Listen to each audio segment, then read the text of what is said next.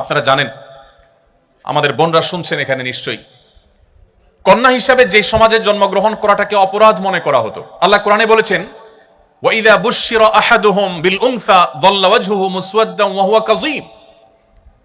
নবী সাল্লাল্লাহু আলাইহি সাল্লাম যে সমাজে এসেছেন সেই সমাজে কারোর কন্যা সন্তান হয়েছে এই সংবাদ শোনানো হলে তার মুখটা কালো হয়ে যেত। ইয়াতাওয়ারা মিনাল কওম, তিনি মুখ লুকাতেন, মানুষের সামনে মুখ দেখাতে চাইতেন না, কারণ তার কন্যা সন্তান হয়েছে।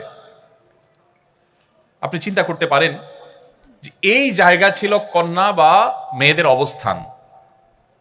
সময় কিন্তু 23 বছর, মাত্র এই 23 বছরের মধ্যে নারীকে সেই অতল গভীর থেকে তুলে আকাশের সর্বোচ্চ শিখরে রেখে নবী করিম সাল্লাল্লাহু আলাইহি সাল্লাম এমন এক সমাজ গঠন করেছেন মাত্র 23 বছরে, যেই সমাজে কন্যার বাবা হওয়া ছেলের বাবা হওয়ার চাইতে বেশি গৌরবের বিষয় পরিণত হয়েছে। আপনারা অনেকেই হাদিস জানেন, নবী করিম সাল্লাল্লাহু আলাইহি সাল্লাম বলেছেন, কারোর যদি দুটি কন্যা সন্তান থাকে এবং সে যদি সেই দুটি কন্যা সন্তানকে সুশিক্ষা দেয়, সঠিক দীক্ষা দেয়, তাদের মধ্যে কোনো বৈষম্য না করে, সুবিচার করে, তাদেরকে সুশিক্ষা শিক্ষিত করে, আদর্শবান মুসলিম করে, ভালো পাত্রস্থ করে, এক কথা তাদের সকল অধিকার যদি সঠিকভাবে আদায় করে, এবং কন্যা সন্তান হয়েছে এটার জন্য তিনি কোনো লজ্জিত, অনুতপ্ত বা হেজিটেশন ফিল না করে প্রাউড ফিল করেন, নবী করিম সাল্লাল্লাহু আলাইহি সাল্লাম তার জন্য জান্নাতের, বরং নবী সাল্লাল্লাহু আলাইহি সাল্লামের সান্নিধ্যে জান্নাতে থাকার শুভ সংবাদ দিয়েছেন। অথচ আমি নিজেও ছেলে, আপনারাও এখানে আমার সামনে যারা আছেন তারা ছেলে, এমন কোন হাদিস আমি পাইনি যে এক ডজন পুত্র সন্তান জন্ম দেওয়ার এই সৌভাগ্য বিরল অর্জনের কারণে নবী সাল্লাল্লাহু আলাইহি সাল্লাম কোন বাবা মাকে এই সুসংবাদ শুনিয়েছেন যে জান্নাতের বারান্দার কাছাকাছি যাওয়া যাবে। আমি এটা পাইনি। কিন্তু দুটি কন্যা সন্তান হলে জান্নাতে শুধু থাকার, নবী সাল্লাল্লাহু আলাইহি সাল্লামের সান্নিধ্যের সৌরভ পাবে, এই শুভ সংবাদ তিনি দিয়েছেন। শুধু তাই নয়, ইমাম মালিক রাহমাতুল্লাহর একটা চমৎকার উক্তি আছে, তিনি বলেছেন, আল আম্বিয়া ওয়া আবুল বানাত, নবী রাসূলগণ কাকতালীয় ভাবে হোক আর আল্লাহ তাআলার সুপরিকল্পনার অংশ হোক, অবশ্যই আল্লাহর প্রত্যেকটা কাজে হিকমত দ্বারা পরিপূর্ণ। তিনি বলেছেন, যত নবী রাসূল পৃথিবীতে এসেছে অ্যানালিসিস করলে দেখা যায় বেশিরভাগ নবী রাসূলদেরকে আল্লাহ তাআলা মেয়েদের বাবা করেছেন। আমাদের নবী করিম সাল্লাল্লাহু আলাইহি সাল্লামের ছেলে সন্তান হয়েছে, কিন্তু আল্লাহ তাআলা তাদেরকে একেবারে সেই শৈশবে নিয়ে গেছেন। তার 4টি কন্যা সন্তান স্বাভাবিক জীবন যাপন করে বড় হয়ে সংসার করে তারপর দুনিয়া থেকে গেছেন। 4টি কন্যা সন্তান, একটি ছেলে সন্তানও তার বড় হয়ে স্বাভাবিক জীবন যাপন করবার সুযোগ পায়নি। অর্থাৎ নবী করিম সাল্লাল্লাহু আলাইহি সাল্লাম 4 জন মেয়ের বাবা ছিলেন, এবং এজন্য মক্কার মুশরিকরা তাকে বিদ্রূপ করে বলতো যে মুহাম্মদ মারা গেলে তার নাম নেয়ার মতো মানুষ কেউ থাকবে না, কারণ কোনো ছেলে নাই, তার বংশ কিভাবে থাকবে টিকে। যারা বলেছিল তারা ইতিহাসে রাস্তা করে নিক্ষিপ্ত হয়ে গেছে। মুহাম্মদ সাল্লাল্লাহু আলাইহি সাল্লামের নামে নামকরণ করা পৃথিবীর যে কোনো দেশে, যে কোনো সমাজে, বিশেষ করে যেখানেই মুসলমান আছে সেখানে আপনি দেখবেন, এমনকি ইংল্যান্ডের সন্তানদের নামকরণের ক্ষেত্রে দেখা গেছে যে প্রায় বছরই সবচেয়ে বেশি সংখ্যক সন্তান বা শিশুদের নাম রাখা হয় মোহাম্মদ নামে। যারা মনে করেছিল মুহাম্মদ সাল্লাল্লাহু আলাইহি সাল্লামের ছেলে সন্তান না থাকলে তিনি হারিয়ে যাবেন, তারা হারিয়ে গেছে। মুহাম্মদ সাল্লাল্লাহু আলাইহি সাল্লাম পৃথিবীতে এখনো প্রাসঙ্গিক আছেন। ভাইরা আমার,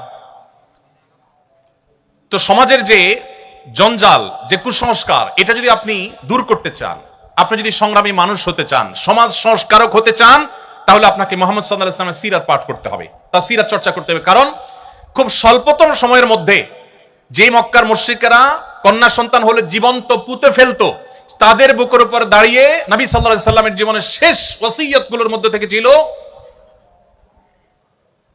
ফাস্তাউসু বিন-নিসাই খায়রা, তোমরা মেয়েদের ব্যাপারে আমার কাছ থেকে কল্যাণের উপদেশ গ্রহণ করো। নারী জাতিকে তিনি উন্নতির চরম শিখরে, মুক্তির চরম পর্যায়ে তিনি রেখে গেছেন। ভাইরা আমার, আমি একটা কথা প্রায় বলি, আজকে পৃথিবীতে নারীবাদের খুব স্লোগান শুনতে পাবেন, অধিকার অধিকার এই শব্দটা খুব বেশি শুনতে পাবেন। এগুলো শুনলে বেশ আমাদের মধ্যে একটা ভাবসাব আসে যে অধিকার সচেতন, আধুনিক। নবী করিম সাল্লাল্লাহু আলাইহি সাল্লাম যখন পৃথিবীতে মানবতা বুলুণ্ঠিত হয়েছে, তখন মানবতা নিয়ে কাজ করেছেন, তখন কোনো প্রজেক্ট ফাইল তার কাছে ছিল না। এখন পৃথিবীতে অনেকেই অধিকারের কথা বলেন বিভিন্ন বিদেশি ফান্ড বা তহবিল হালাল করবার প্রয়োজনে। এটা একটা ফ্যাশনের বিষয় হয়েছে এখন, তখন ফ্যাশনের বিষয় ছিল না। তো আপনি যদি সমাজে অন্যায় অনাচার দূর করে সংগ্রামী সাধক হতে চান, সমাজ সংস্কারক হতে চান, প্রতিবাদীর ভূমিকায় থাকতে চান, তাহলে মুহাম্মদ সাল্লাল্লাহু আলাইহি সাল্লাম কিভাবে সমাজ সংস্কার করেছেন, কিভাবে এত অল্প সময়ে একটা সমাজকে আমূল পরিবর্তন করে দিয়েছেন, দিন এবং রাত যেরকম তফাৎ করে দিয়েছেন, সেই সিরাত আপনাকে পাঠ করতে হবে। প্রিয় ভাইরা আমার, আপনি যদি বিরতিহীন পথ চলায় জীবনের অভিষ্ট লক্ষ্যে পৌঁছতে চান, তাহলে আপনাকে মুহাম্মদ সাল্লাল্লাহু আলাইহি ওয়াসাল্লামের সিরাত চর্চা করতে হবে। কেন? কারণ আপনি দেখবেন নবী করিম সাল্লাল্লাহু আলাইহি ওয়াসাল্লামের জীবনে তার যে পথ চলা ছিল, এটা ছিল বিরতিহীন। আল্লাহ তাআলা কোরআনে কারীমে নবী করিম সাল্লাল্লাহু আলাইহি ওয়াসাল্লামকে বলেছেন, হে রাসূল, আপনি রাতের কিছু অংশ আরাম করুন, সারা রাত দাঁড়িয়ে ইবাদত করবেন না, একটু রেস্ট করুন। কারণ ইন্নালাকা ফিন নাহারি সাবহান তাওয়িলা, কারণ দিনে আপনাকে দীর্ঘ পথ সাঁতরাতে হবে। ইন্টারেস্টিং বিষয়, কোরআন বলছে নবী সাল্লাল্লাহু আলাইহি ওয়াসাল্লামকে রাতে একটু আপনি রেস্ট করুন। সারা রাত জেগে তিনি তাহাজ্জুদ পড়তে চাইতেন। আল্লাহ বলেছেন না, সারা রাত তাহাজ্জুদ পড়বেন না, একটু নিজে রেস্ট করবেন, নিজের রিফ্রেশমেন্টের জন্য সময় রাখবেন, সারা রাত ইবাদত করবেন না। কেন? কারণ দিনে আপনাকে দীর্ঘ পথ সাঁতার কাটতে হবে, সাঁতরাতে হবে। প্রশ্ন হলো, নবী সাল্লাল্লাহু আলাইহি ওয়াসাল্লাম যে মক্কায় ছিলেন বা মদিনায় ছিলেন, সেখানে সাঁতার কাটার কোনো অপশন ছিল না। এবং তখনকার আরবেরা, এমনকি এখনকার আরাবিয়ানরাও, তারা আমাদের মতো নদীমাতৃক এলাকার মানুষ না। তাদের সাঁতার কাটা বেশিরভাগ মানুষই জানে না বললেই চলে। নবী সাল্লাল্লাহু আলাইহি ওয়াসাল্লামের জীবনে একবারও সাঁতার কেটেছেন এরকম কোনো বর্ণনা কেউ খুঁজে পাবে না। তাহলে আল্লাহ তাআলা বলতে পারতেন যে আপনাকে দীর্ঘ পথ অতিক্রম করতে হবে, পাড়ি দিতে হবে, হাঁটতে হবে, চলতে হবে, সেটা বলে আল্লাহ তাআলা সাঁতার কাটা কেন বললেন? এ বিষয়ে তাফসীর বিশেষজ্ঞ বিশ্লেষক ওলামা ইকরাম বলেন, এখানে আল্লাহ তাআলা একটি বার্তা দিতে চেয়েছেন। সেটি হলো, মানুষ পায়ে হেঁটে চললে একটু বিরতি নেয়, অন্য যে কোনো বাহনে গেলে মানুষ হয়তো একটু বিরতি নেওয়ার অপশন থাকে, কিন্তু কেউ যদি সাঁতার কাটে তাহলে তার গন্তব্যে পৌঁছার আগ পর্যন্ত বিরতির কোনো সুযোগ থাকে না। নবী করিম সাল্লাল্লাহু আলাইহি ওয়াসাল্লামের যে কাজ, এই কাজ ছিল বিরতিহীন। এই জন্য তার সারা জীবন তিনি বিরতিহীনভাবে চেষ্টা চালিয়েছেন। আপনি যদি সেই মোটিভেশন ধরে রাখতে চান যে কিভাবে আপনি সারা জীবন কাজ করবেন মানুষের কল্যাণে, আল্লাহর সন্তুষ্টি লাভ করে জান্নাত প্রাপ্তির আশায়, তাহলে সেক্ষেত্রে আপনাকে সিরাত চর্চা করতে হবে। কারণ নবী সাল্লাল্লাহু আলাইহি ওয়াসাল্লাম অভিষ্ট লক্ষ্য অর্জনে বিরতিহীন পথ চলার ক্ষেত্রে যে দৃষ্টান্ত স্থাপন করেছেন, পৃথিবীতে আর কেউ সেটি দেখাতে পারেনি। সম্মানিত উপস্থিতি, আল্লাহর পক্ষ থেকে অর্পিত যে দায়িত্ব, সেই দায়িত্ব পালন করবার জন্য তিনি যে সংগ্রাম করেছেন, সেই সংগ্রাম তার জীবনী গ্রন্থে, তার সিরাত পাঠ করলে বা তার সিরাত চর্চা করলে আপনি আপনার জীবনের পরতে পরতে সেটাকে আপনি প্রাসঙ্গিক এবং রিলেভেন্ট আপনি দেখতে পাবেন। আপনার যদি লিডারশিপ এবং নেতৃত্বের ইচ্ছা থাকে, স্বপ্ন থাকে, তাহলে আপনাকে সিরাত চর্চা করতে হবে। কারণ নবী করিম সাল্লাল্লাহু আলাইহি ওয়াসাল্লামকে দেখবেন যে তিনি তরুণ বয়স থেকেই সততা, ন্যায় বিচার, দূরদর্শিতা, এগুলোর সবচেয়ে উৎকৃষ্ট উদাহরণ সৃষ্টি করেছেন, দৃষ্টান্ত স্থাপন করেছেন। তিনি কিন্তু যখন বয়সে তরুণ ছিলেন, তখনই মক্কায় বাহির থেকে আসা মানুষজন যারা নির্যাতিত হতো, নানাভাবে নিষ্পেষিত হতো, নানাভাবে জুলুমের শিকার হতো, এই মানুষগুলোর মুক্তির জন্য ঐতিহাসিক যে হিলফুল ফুজুল সংগঠিত হয়েছিল, সেই সংগঠনের সাথে তিনি সম্পৃক্ত হয়ে গেছেন। এবং যখন মক্কার কাবার পুনর্নির্মাণের উদ্যোগ নিলেন নবী সাল্লাল্লাহু আলাইহি ওয়াসাল্লামের দাদা আব্দুল মুত্তালিব, নবী সাল্লাল্লাহু আলাইহি ওয়াসাল্লাম তখন কিশোর ছিলেন, অনেক ছোট মানুষ ছিলেন। যখন মক্কার মুশরিকরা সবাই মিলে কাবাঘর ভেঙে যাচ্ছিল, অনেক পুরাতন হয়ে গেছে স্থাপনা, এটাকে পুনর্নির্মাণ করলেন, তখন কালো পাথর যেটি হাজরা আসওয়াদ, এই পাথরটা পুনর্নির্মাণের পর এটিকে আবার আগের জায়গায় স্থাপন করা হবে, এই কাজটি কে করবে, এটা নিয়ে তাদের মধ্যে বিবাদ দেখা দিল। আপনারা জানেন মক্কার মুশরিকদের মধ্যে সেই বিবাদ ছিল, এবং বিবাদটা এতটাই ছিল প্রকট যে সামান্য একটু কুয়া থেকে কার ওঁট আগে পানি পান করলো, এই ঘটনাকে কেন্দ্র করে যুগ যুগ ধরে তারা বংশকে বংশ করে তারা যুদ্ধ করত। সেই জাতি, অবুঝ জাতি, তারা এই পাথর রাখা নিয়ে বিবাদে লিপ্ত হলো, কোনোভাবে মীমাংসা করতে পারলো না। মুহাম্মদ সাল্লাল্লাহু আলাইহি ওয়াসাল্লামের অভিনব এক কৌশলের মাধ্যমে তার সে অল্প বয়সে তিনি সেই সমস্যার সমাধান করেছেন। লিডারশিপ, নেতৃত্ব দেওয়ার যোগ্যতা, সমাজে মীমাংসা করবার যোগ্যতা, সমাজকে সংকট থেকে উত্তরণের যোগ্যতা তার সেই কৈশোর থেকে তার জীবনে ছিল। আপনি যদি সিরাত গ্রন্থ পড়েন, এরকম প্রতিটি পৃষ্ঠায় পৃষ্ঠায় আপনি এটি দেখতে পাবেন। নবী করিম সাল্লাল্লাহু আলাইহি ওয়াসাল্লামকে দেখবেন সিদ্ধান্ত গ্রহণে বুদ্ধিমত্তা। শুধুমাত্র হিজরতের সময় মক্কা থেকে তিনি যে মদিনায় চলে যাচ্ছিলেন রাতের অন্ধকারে, যে স্টেপগুলো তিনি অবলম্বন করেছেন, এগুলোর এক একটা নিয়ে বহু পিএইচডি হতে পারে, বহু গবেষণা হতে পারে, হয়েছেও। নবী করিম সাল্লাল্লাহু আলাইহি ওয়াসাল্লামের যে প্ল্যান ছিল, আপনি দেখবেন তিনি মক্কা থেকে হিজরত করে মদিনায় যাবেন, কাউকে বলেননি, কাছের লোকজনকেও বলেননি। মক্কার সমস্ত মুশরিকদের সবগুলো চোখ তার দিকে, কখন তিনি বের হয় তারা আঁচ করতে পেরেছে যে তিনি যাবেন। কিন্তু তাদের সবার সে চেষ্টাকে ব্যর্থ করে দিয়ে তিনি সাকসেস হয়েছেন, তিনি চলে গেছেন, তার সন্ধান তারা পায়নি। প্ল্যান কি ছিল? দীর্ঘ আলোচনা, আমি সেদিকে খুব বেশি দীর্ঘ আলোচনা যাব না। আপনি যদি লক্ষ্য করেন দেখবেন তিনি যাওয়ার আগে সংবাদ সবার কাছ থেকে তিনি আড়ালে রেখেছেন, কাউকে বলেননি, কাছের লোক পরিবার লোকদেরকেও বলেননি তিনি কখন যাচ্ছেন। যেই বিছানায় তিনি শায়িত ছিলেন, আলী রাদিয়াল্লাহু তাআলা আনহুকে ডেকে এনে ওই বিছানায় শুইয়ে দিলেন, দিয়ে তারপর তিনি চলে গেলেন, যাতে করে তাকে যারা ডিপ মনিটরিং করছে, তখনকার যুগে তো আর বিদ্যুতের আলো ছিল না, এই আলো আধারিতে কেউ একজন বিছানায় শোয়া আছে এটা দেখে তারা যেন ধোকায় পড়ে যায়, তারা যেন মনে করে যে মুহাম্মদ সাল্লাল্লাহু আলাইহি ওয়াসাল্লাম মনে হয় বিছানায় শোয়া আছেন। এই জন্য আলী রাদিয়াল্লাহু তাআলা আনহুকে রাতের গভীরে এনে তার বিছানায় শুইয়ে দিয়ে তিনি বাসা থেকে বের হয়েছে। তিনি জানতেন যে একটানা মদিনায় তিনি যেতে পারবেন না, তাকে ধাওয়া করা হবে। তিনি পথে একটা স্টেপ নিলেন গারে সৌরে। সেই গারে সৌর, সেখানে তিনি অবস্থানকালীন সময়ে খাবার দাবারের কি ব্যবস্থা হবে সেই ক্যাটারিং সার্ভিসের জন্য তিনি দায়িত্ব দিলেন আবু বকর রাদিয়াল্লাহু তাআলা আনহুর কন্যাকে, এবং তাকে দায়িত্ব দিলেন, তিনি যথারীতি দায়িত্ব পালন করলেন। আবার সেই খাবার কিভাবে পৌঁছানো হবে মক্কার মুশরিকরা তো ফলো করবে, এই জন্য দায়িত্ব দিলেন আরেকজনকে, ট্রান্সপোর্টের দায়িত্ব। যাকে ট্রান্সপোর্টের দায়িত্ব দেওয়া হলো তাকে পরিকল্পনা বুঝাই দেওয়া হলো, তিনি ছাগলের রাখাল নিয়ে, যিনি খাবার যাবেন তার পেছন থেকে ছাগলের রাখাল নিয়ে একজন যাবেন, যাতে করে তার যে পদচিহ্নগুলো আছে এগুলো ছাগল পায়ে হেঁটে মারিয়ে সেটাকে মিশিয়ে ফেলে, মক্কার মুশরিকরা যাতে আঁচ করতে না পারে পায়ে হেঁটে কোথায় গিয়েছে, গারে সৌরটা ঠিক কোন জায়গায় যেন ধরতে না পারে। এরপরে সেখানে মক্কার মুশরিকদের গতিবিধি জানার জন্য সংবাদদাতা হিসাবে, মিডিয়া হিসাবে আলাদা ডিপার্টমেন্টকে দায়িত্ব দিলেন, তারা সেই সংবাদ তাকে পৌঁছাতো নিয়মিত। এভাবে একটি একটি করে শুধুমাত্র তার হিজরতের প্ল্যান পরিকল্পনা যদি আমরা শুনি তো আমরা অবাক হয়ে যাব যে আজকাল পৃথিবীতে বহু ট্রেনিং, বহু গবেষণা, বহু পড়াশোনা, বহু স্টাডি, বহু উচ্চতর ডিগ্রি নিয়েও মানুষ যে সমস্ত প্ল্যান প্রোগ্রাম করতে পারে না, নবী সাল্লাল্লাহু আলাইহি ওয়াসাল্লাম জীবনে সেটি করেছেন। সবচেয়ে মজার বিষয় হলো তার 23 বছরের সামগ্রিক জীবনে একটি জায়গা আপনি খুঁজে বের করতে পারবেন না যে তিনি একটা স্টেপ নেওয়ার পরে বলেছেন ওহ সরি ভুল হয়ে গেছে, একটাও দেখাতে পারবেন না। গাইডেড বাই আল্লাহ সুবহানাহু ওয়া তাআলা। তো আপনি যদি লিডারশিপ চান, সিদ্ধান্ত গ্রহণের বুদ্ধিমত্তা চান, আপনাকে মুহাম্মদ সাল্লাল্লাহু আলাইহি ওয়াসাল্লামকে পাঠ করতে হবে। আপনি যদি সহযোগিতা এবং পরামর্শ ভিত্তিক সমাজ গড়ে তুলতে চান, প্রতিষ্ঠান গড়ে তুলতে চান, আজকে পৃথিবী জনগণের মতামত নিয়ে সরকার গঠন করার কথা বলে, আজকে বিভিন্ন কাজের ক্ষেত্রে কেউ একক সিদ্ধান্ত দেওয়ার পরিবর্তে পরামর্শ ভিত্তিক কাজকে অ্যাপ্রিসিয়েট করে। নবী করিম সাল্লাল্লাহু আলাইহি সাল্লাম এমন সমাজ গঠন করেছেন, আল্লাহ তাআলা কোরআনে কারিমে বলেছেন ওয়া আমরুহুম শুরা বাইনাহুম, তিনি পরামর্শ ভিত্তিক সমাজ গঠন করেছেন।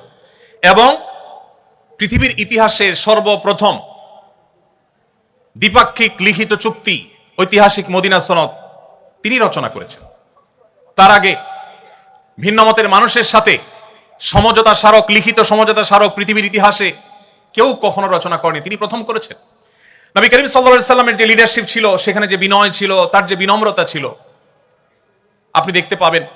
এক সাহাবী বলেছেন, বাহির থেকে আগত কোনো মানুষ মদিনায় এসে, যখন মুহাম্মদ সাল্লাল্লাহু আলাইহি সাল্লাম মদিনার শাসক, রাষ্ট্রপ্রধান, তখন তাকে খুঁজে পেতে তাদের অনেক সময় বেগ পেতে হতো। মসজিদে তিনি যখন বসা থাকতেন তার অনুসারী, তার সাহাবীদের কাছে সাথে, তখন বাহির থেকে আসা আগন্তুকরা অনেক সময় জিজ্ঞেস করতে হতো মান ফিকুম মুহাম্মদ, তোমাদের মধ্যে মুহাম্মদ লোকটা কে? আপনি একটু কল্পনা করার চেষ্টা করুন, একজন নবী, আমাদের সমাজের কোনো পাতি নেতা না, একজন নবী, একজন রাসূল, যার জন্য তার উম্মতরা জীবন দিতে ঈমানের কারণে বাধ্য, এই রকম অনুসারী। এখন তো পাতি নেতাদের বিপদে হলে তাদের অনুসারীরা তাদের আগে পালাবে, কিন্তু মুহাম্মদ সাল্লাল্লাহু আলাইহি সাল্লামের সেই সাহাবা একরাম যারা তার জন্য জীবন দিতে প্রস্তুত, এই রকম ভক্তদের মধ্যে, এইরকম সাহাবীদের মধ্যে যখন তিনি বেষ্টিত থাকতেন, বসে থাকতেন, বাহির থেকে আসা অচেনা আগন্তুক মানুষ, যিনি ব্যক্তি মুহাম্মদ সাল্লাল্লাহু আলাইহি সাল্লামকে চিনে না, জিজ্ঞেস করতে হতো মান ফিকুম মুহাম্মদ, তোমাদের মধ্যে মুহাম্মদ লোকটা কে? তার বসার বিনয়ের ভাব কেমন ছিল যে তাকে আলাদা করে খুঁজে বের করা যেত না। তার অ্যাটিটিউড দেখে, তার বসার স্টাইল দেখে বিনয় কাকে বলে পৃথিবীকে শিক্ষা দিয়েছেন মুহাম্মদ সাল্লাল্লাহু আলাইহি সাল্লাম। যে পরিমাণ সভাপতি আর সহসভাপতির বাম্পার ফলন হয়েছিল আপনারা জানেন। রাস্তাঘাটে, বাজারে, বন্দরে যেই কোনো নেতা যদি হেঁটে যান আর সাথে নেতার অনুসারী বা চামচারা থাকে, নেতাকে আর অনুসারীকে এটাকে জিজ্ঞেস করার কোনো দরকার হবে? কেন হবে না?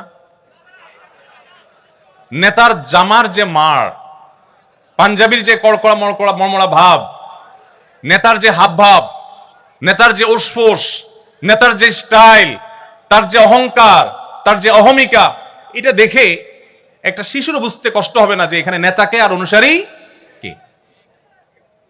মুহাম্মদ সাল্লাল্লাহু আলাইহি সাল্লাম বিনয়ের সে দৃষ্টান্ত স্থাপন করেছেন যে অনুসারীদের মধ্যে থেকেও তিনি এমন ভাবে হারিয়ে যেতেন যে তাকে আলাদা করে খুঁজে বের করতে হতো। তার বসার মধ্যে এরকম কোন আজকালকার বিশ্বের নেতাদের মতো কোন অহংকারী দৃষ্টিভঙ্গি কখনো ছিল না, সেরকম ভাব কখনো ছিল না।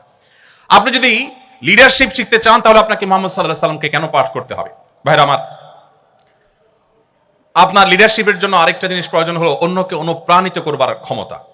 অন্যকে অনুপ্রাণিত করবার যে ক্ষমতা মুহাম্মদ সাল্লাল্লাহু আলাইহি সাল্লামের আছে, পৃথিবীর ইতিহাসে কোনো কেউ মানুষকে এত বেশি অনুপ্রাণিত করতে পেরেছেন আমার মনে হয় শুধু মুসলিম নয়, আমার অমুসলিম বন্ধুরাও যদি নিরপেক্ষভাবে বিশ্লেষণ করেন, বিবেচনা করেন, আমার মনে হয় তাদের কাছে দিনের আলামত পরিষ্কার হবে যে মুহাম্মদ সাল্লাল্লাহু আলাইহি সাল্লাম যেভাবে মানুষকে অনুপ্রাণিত করতে পেরেছেন, এতটা অনুপ্রাণিত, এতটা মোটিভেটেড পৃথিবীর ইতিহাসে কেউ কোনোদিন কাউকে করতে পারে নাই।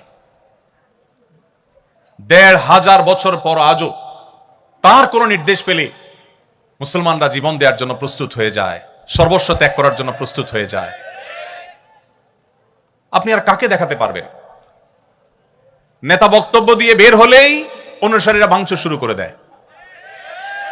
নেতা বের হতে না হতেই নেতার নির্দেশ পায়ের নিচে পিষ্ট করে ফেলে, ভুলে যায় মানবীয় প্রকৃতি, বাস্তবতা।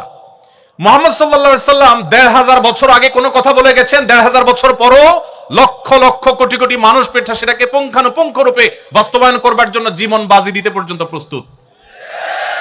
আপনি যদি পৃথিবীকে মোটিভেটেড করতে চান, আপনি যদি আপনার জাতিকে জাগ্রত করতে চান, আপনি যদি আপনার জাতির লিডারশিপের দায়িত্ব নিতে চান, মুহাম্মদ সাল্লাল্লাহু আলাইহি সাল্লামের জীবনী চর্চার কোনো বিকল্প আপনার সামনে পথ খোলা নেই। সম্মানিত উপস্থিতি, আপনি যদি ঐক্যবদ্ধ করতে চান আপনার জাতিকে, বিশ্ব মানবতাকে, আপনি যদি মানুষের প্রচেষ্টাগুলোকে একত্র করতে চান, সেক্ষেত্রে আপনাকে সিরাত চর্চা করতে হবে। আল্লাহ রাব্বুল আলামিন কোরআনে কারীমে একাধিক জায়গায় বলেছেন নবী সাল্লাল্লাহু আলাইহি সাল্লামের অবদানের কথা। বিশ্ব মানবতার প্রতি তার যে সমস্ত অবদানগুলো ছিল, এর মধ্যে থেকে অন্যতম অবদান ছিল তিনি মানব জাতিকে কখনো বিভক্ত করেননি, ঐক্যবদ্ধ করার চেষ্টা করেছেন।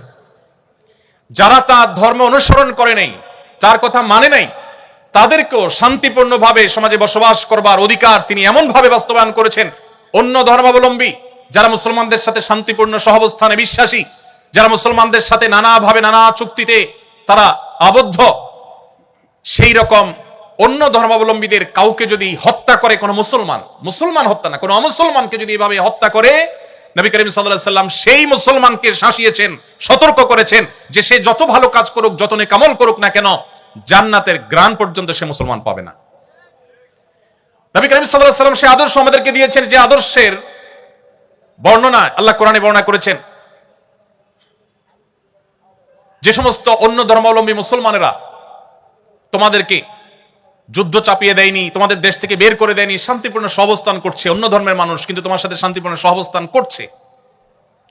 লা ইয়ানহাকুমুল্লাহু আনিল্লাযীনা লাম ইউকাতিলুকুম ফিদ-দীন ওয়া লাম ইখরিজুকুম মিন দিয়ারিকুম আন তাবাররুহুম ওয়া তুকসিতু ইলাইহিম, তাদের প্রতি সদাচরণ করতে, ভালো আচরণ করতে, ন্যায়নিষ্ঠ আচরণ করতে আল্লাহ তোমাদের বাধা দেয় না, বরং ইন্নাল্লাহা ইউহিব্বুল মুকসিতিন, সেই অমুসলিমদেরকে, অন্য ধর্মাবলম্বীদের প্রতি ন্যায়নিষ্ঠ আচরণকারীদেরকে আল্লাহ তাআলা ভালোবাসেন।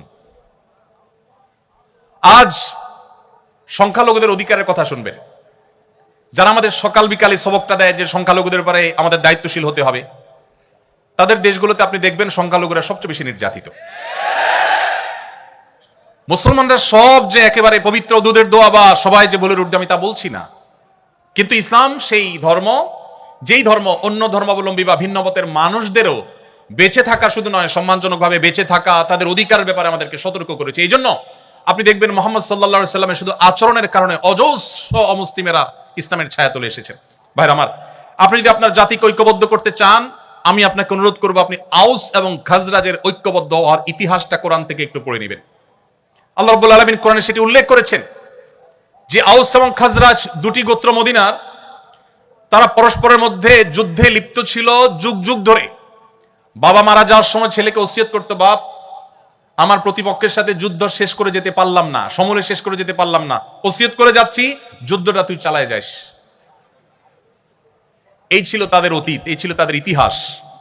মুহাম্মদ সাল্লাল্লাহু আলাইহি সাল্লামের সান্নিধ্যের সৌরভে যুগ বা বছরের প্রয়োজন হয়নি, তার সান্নিধ্যের সৌরভ এতটা আকর্ষণ করত, এতটা স্পর্শ করত, এতটা মোটিভেটেড করত যে মুহূর্তের মধ্যে ঈমান আনার পর তারা এতটাই পরিবর্তিত হলো যে একই প্লেটে একই দস্তরখানে বসে তারা খাবার খাচ্ছিলেন।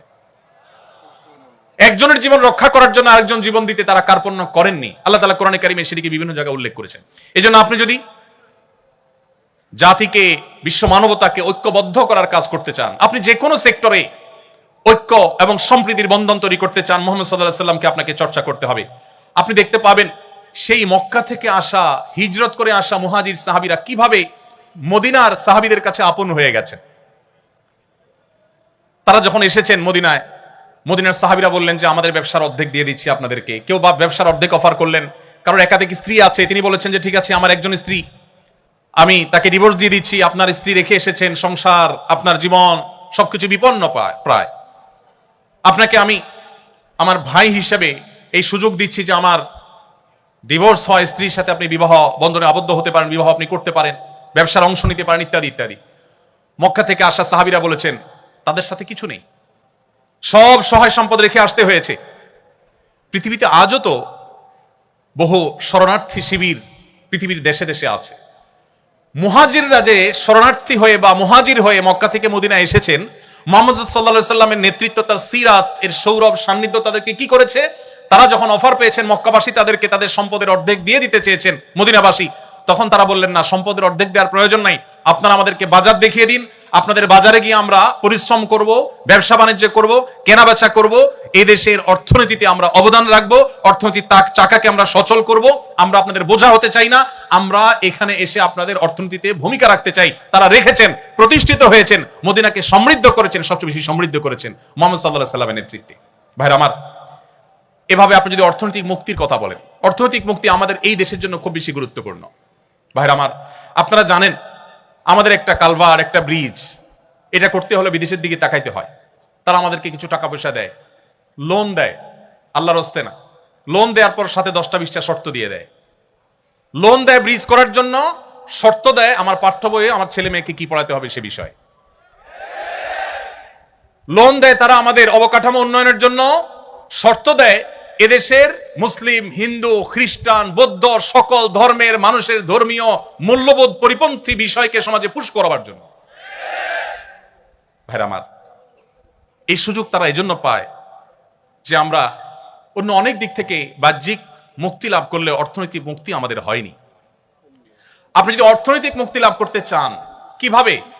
খালি হাতে মক্কা থেকে আসা হাজার হাজার অগণিত মুহাজির সাহাবীদের কিভাবে সমৃদ্ধ করেছেন নবী সাল্লাল্লাহু আলাইহি ওয়াসাল্লামের বলিষ্ঠ নেতৃত্ব, তার প্ল্যান, কিভাবে মদিনার সমাজকে প্রতিষ্ঠিত করতে ভূমিকা রেখেছেন, আপনার তাকে অনুসরণ করতে হবে। মুহাম্মদ সাল্লাল্লাহু আলাইহি সাল্লাম মুহাজির এবং আনসারদের মধ্যে যে ভ্রাতৃত্বের বন্ধন তৈরি করেছেন, তার একটি ঘটনা বলে আমি শেষের দিকে যাব।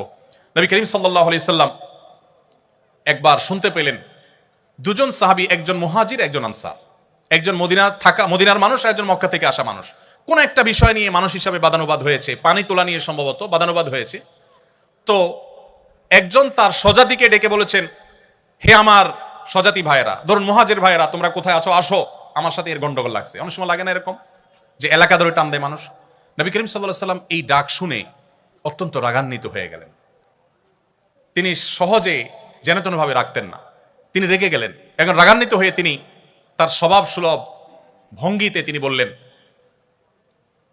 দাউহা মালি আরা দাওয়াল জাহিলিয়া, ইসলাম পূর্ব জাহিলি বর্বর যুগের আরবদের যে গোত্রপ্রীতি, গোত্রভক্তি তাদেরকে অন্ধত্ব নিয়ে যেত এবং মারামারি কাটাকাটিতে লিপ্ত করত, সে ডাক আমি কেন শুনতে পেলাম? দাউহা ফাইন্নাহা মুনতিনা, তোমরা এই বিভেদের ডাক, বিচ্ছেদের ডাক, এটা পরিহার করো, এটা দুর্গন্ধযুক্ত, ঐক্যবদ্ধ থাকো। এরকম গোত্রভিত্তিক ডাক এবং অ্যাসোসিয়েশন করে পরস্পরের বিরুদ্ধে লেগে যাওয়া, নবী সাল্লাল্লাহু আলাইহি সাল্লাম সেটাকে অত্যন্ত চমৎকারভাবে দমন করেছেন এবং সম্প্রীতির যে উজ্জ্বল উদাহরণ তিনি স্থাপন করেছেন, পৃথিবীর ইতিহাস সেটি করে দেখাতে পারবেন। আপনি সাহাবীদের ইতিহাস যদি পড়েন, কিভাবে আউস খাজরাজ সহ আরো বহু আপনার বিবাদমান এবং মত পার্থক্যে থাকা জাতিগুলো কিভাবে ঐক্যবদ্ধ হয়েছে একটা প্রাচীরের মতো, মুহাম্মদ সাল্লাল্লাহু আলাইহি ওয়াসাল্লামের সিরাত আপনি চর্চা করলে দেখতে পাবেন। সমস্ত সম্প্রদায়ের মধ্যে কিভাবে ন্যায্যতা প্রতিষ্ঠা করতে হয়, খোদ ইহুদিদের সাথে চুক্তি করার পর তাদের প্রতি যেন কোনো অবিচার না হয়, তাদের প্রতি যেন কোনো জুলুম না হয় তার সর্বোচ্চ চেষ্টা তিনি করেছেন এবং সফল তিনি হয়েছেন। নবী করিম সাল্লাল্লাহু আলাইহি সাল্লাম আখিরাত মুখী যে চিন্তা চেতনা এটা তৈরি করার জন্য তিনি ভূমিকা রেখেছেন। এবং একজন মানুষ, একজন মুসলমানের জীবনের সবচেয়ে বড় সার্থকতা হলো তার এখানেই শেষ না, আসল জীবন তার সামনে আছে। ওই দৃষ্টিভঙ্গিকে সামনে রেখে যখন চলবে তখন তার সে পথ চলা হবে অনেক বলিষ্ঠ, অনেক শক্তিশালী, সে কখনো ডিপ্রেসড হবে না। কেন আখিরাতের বিশ্বাসটা যৌক্তিক? বিজ্ঞানের উৎকর্ষের এই যুগে আমাদের অনেকেরই মনে প্রশ্ন জাগে, আমরা মারা যাওয়ার পর আবার আল্লাহ তাআলা সৃষ্টি করবেন, আমাদের বিচার হবে, জান্নাত হবে বা জাহান্নাম হবে। কেন এটা অপরিহার্য? এটা এই জন্য অপরিহার্য, একজন মানুষের জীবনে যদি দুনিয়ায় সব শেষ হয়ে যায় তাহলে তার জীবনের যৌক্তিক পরিসমাপ্তি কখনোই সম্ভবপর হবে না। কেন হবে না? ধরুন একজন মানুষ সারা জীবন জুলুমের শিকার হয়েছেন, হতে পারে না যে তিনি আদালতে গেছেন সেখানে ন্যায় বিচার পান নাই, সামহাও ন্যায় বিচার পান নাই, হয়তো তিনি নিজের বিষয়টা তুলে ধরতে পারেন নাই, যেভাবে হোক তিনি ন্যায় বিচার থেকে বঞ্চিত হয়েছেন। এই লোকটা যদি মারা যান তাহলে তার এই সমাপ্তি কাঙ্ক্ষিত সমাপ্তি না। কিন্তু একজন ইমানদার আখিরাতে বিশ্বাসী মানুষ তিনি মনে করেন, তিনি জানেন, মনে প্রাণে বিশ্বাস করেন, দৃঢ় বিশ্বাস আছে যে তার এই মৃত্যুর পর আল্লাহর সামনে দাঁড়াতে হবে। দুনিয়ার কোথাও যদি তিনি সুবিচার না পান, কোনো টেনশন নাই, আল্লাহ তাআলা বিচার করবেনই করবেন। দুনিয়ার সব জায়গায় যদি ঠকে যান তার টেনশনের কোনো কারণ নাই, তিনি শুধু সবকিছু সহ বুঝে পাবেন। দুনিয়ার সব জায়গায় তো নিগৃহীত থাকেন, আল্লাহর কাছে তিনি নিগৃহীত হবেন না। এই যে আখিরাতের প্রতি বিশ্বাসের যৌক্তিকতা, প্রয়োজনীয়তা, এটা মানুষের জীবনের যৌক্তিক পরিসমাপ্তি এবং এন্ডিং দিকে মানুষকে নিয়ে যায়। মুহাম্মদ সাল্লাল্লাহু আলাইহি ওয়াসাল্লামের সিরাত পাঠ করলে আপনি সেই যাত্রা এবং সেদিকে আপনি যেতে পারবেন। ভাইরা আমার, এর ফলশ্রুতিতে আপনার ইবাদত এবং কর্মের মধ্যে অপূর্ব সমন্বয় এবং ভারসাম্য আপনি সৃষ্টি করতে পারবেন। দায়িত্ববোধ এবং জবাবদিহিতার চেতনা তৈরি হবে। যে আল্লাহর প্রতি বিশ্বাস করে, আখিরাতের প্রতি বিশ্বাস করে, তার ভিতরে আখিরাতের প্রতি জবাবদিহিতার বোধ তাকে সবসময় মনিটরিং করে, সে কখনো ভুল পথে পরিচালিত হতে পারে না। আমরা নামধারী মুসলমান যারা আখিরাতের প্রতি বিশ্বাস দুর্বল, আমরা হয়তো একদিকে মুসলমান দাবি করছি আবার অন্যায় অনাচারে লিপ্ত হচ্ছি। সত্যিকারের মুসলমান এবং আখিরাতে বিশ্বাসী হলে সে কখনো সে নিজের বিশ্বাসের পরিপন্থী কাজ করতে পারে না। এই জন্য নবী সাল্লাল্লাহু আলাইহি ওয়াসাল্লাম সিরাত এটা কেন আমাদের জন্য আজ গুরুত্বপূর্ণ? কারণ সেটি আমাদের জীবনে জবাবদিহিতার চেতনাকে তৈরি করবে। আল্লাহর নিকট দাঁড়াতে হবে, জবাবদিহি করতে হবে। এই চেতনা যদি আমাদের মধ্যে জাগ্রত হয় তাহলে পৃথিবীর কোনো মনিটরিং সিস্টেমের প্রয়োজন হবে না। প্রত্যেকটা মানুষ নিজেকে নিজে মনিটর করবেন। এবং হাজার উদাহরণ আছে যে আল্লাহর ভয়ে ভীত সন্ত্রস্ত হয়ে আল্লাহর সামনে দাঁড়াবার ভয়ে বহু অন্যায় কাজ মানুষ পরিহার করেছেন। মুসলমানদের মধ্যে কম বেশি আমরা এরকম বহু দৃষ্টান্ত আমরা খুঁজে পাবো। আমি উপসংহারে চলে আসি, রাত অনেক হয়েছে।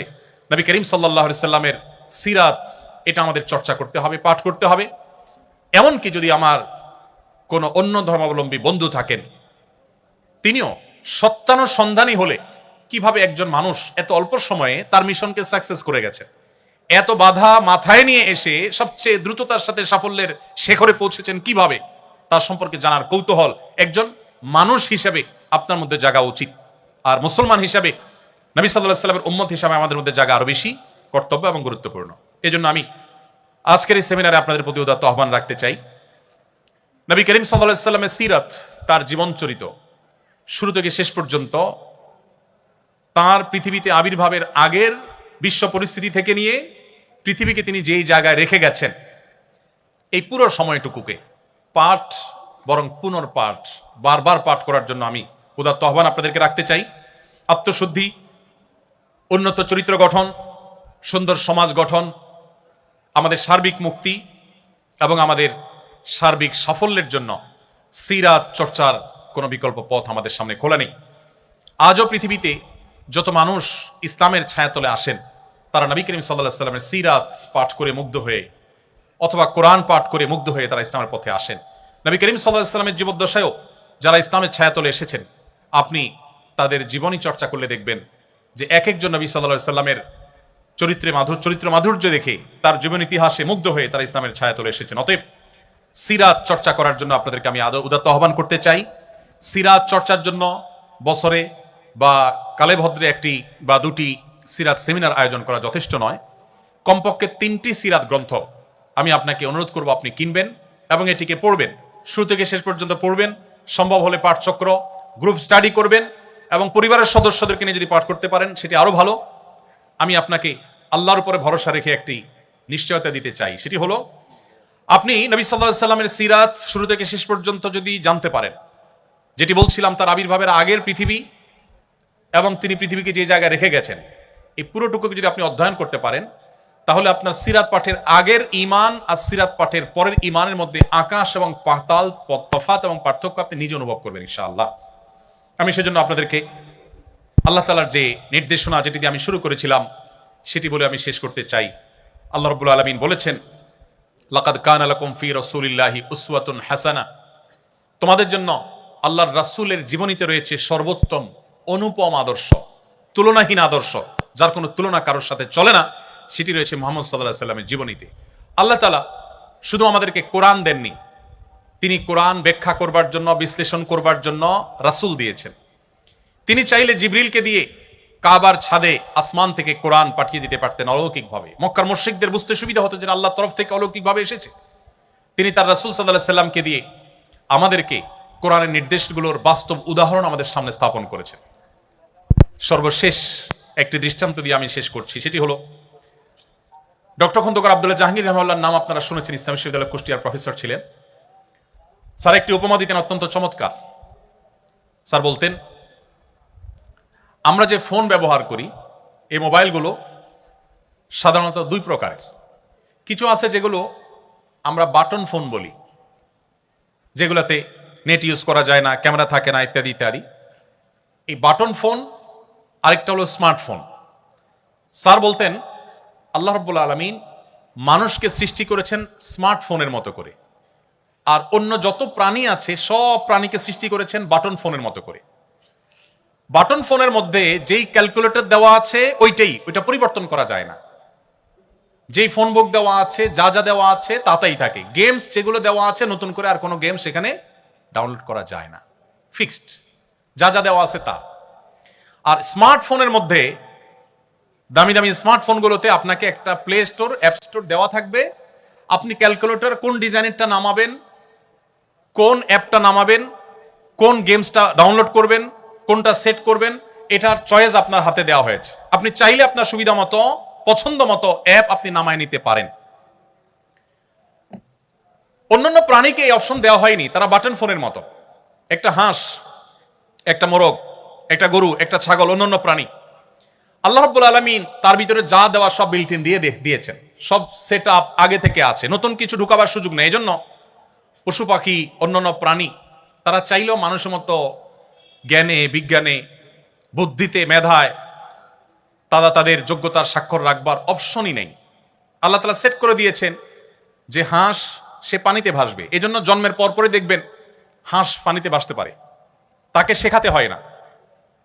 মানুষের সন্তানকে হাঁটা শেখাতে হয়, পশু পাখিকে হাঁটা শেখাতে হয় না। তাকে যে জন্য সৃষ্টি করা হয়েছে, ওই যে বাটন ফোনের মতো সবকিছু বিল্ট ইন দেওয়া আছে, অটোমেটিক ওটা থাকবে, কাজ করবে, নতুন কিছু সেখানে ঢুকবে না।